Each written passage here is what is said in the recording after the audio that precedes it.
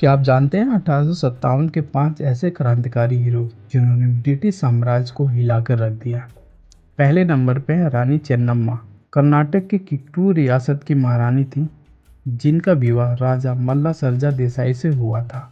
1816 में मल्ला सरजा की मृत्यु के बाद गोद लिए पुत्र शिवलिंग रुद्र सरजा सिंहासन पर बैठते हैं। ब्रिटिश उनके गोद लिए बेटे को डॉक्ट्राइन ऑफ लेप्सी के तहत राजा मानने से इनकार कर देती है और किट्टूर को अपने कब्जे में लेने की कोशिश करती है। तब 1824 में रानी ने अपनी सेना के साथ ब्रिटिश के खिलाफ लड़ाई शुरू की। रानी चेन्नम्मा पहली इंडियन महिला रूलर थी जिन्होंने ब्रिटिश के खिलाफ युद्ध लड़ा, ठीक रानी लक्ष्मीबाई से 33 साल पहले। दूसरे नंबर पे मौलवी अहमदुल्ला साहब, अवध के एक मुस्लिम स्कॉलर और फाइटर जिन्होंने जिहाद का नारा दिया ब्रिटिश के खिलाफ। 1857 में लखनऊ और फैजाबाद में विद्रोह को लीड किया।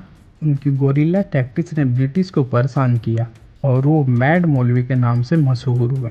ब्रिटिश सरकार ने इन पे 50,000 चांदी के सिक्के का इनाम भी रखा था, लेकिन अपने ही देश के गद्दार राजा ने धोखे से पकड़वा दिया और ब्रिटिश सरकार ने उनका सर काट दिया। लेकिन उनकी मौत के बाद भी अंग्रेजों में उनका डर कायम था। तीसरे नंबर पे अजीमुल्ला खां, नाना साहब के एडवाइजर और एक पोएट, जो 1857 के विद्रोह के मास्टरमाइंड में से एक थे।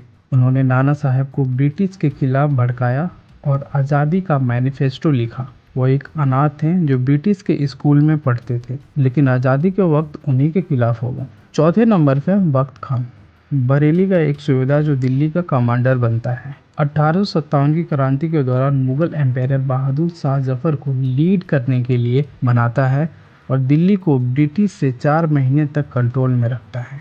बख्त खान ईस्ट इंडिया कंपनी में बंगाल के तोपखाने में सूबेदार थे, लेकिन अपनी स्किल कंपनी के खिलाफ यूज की।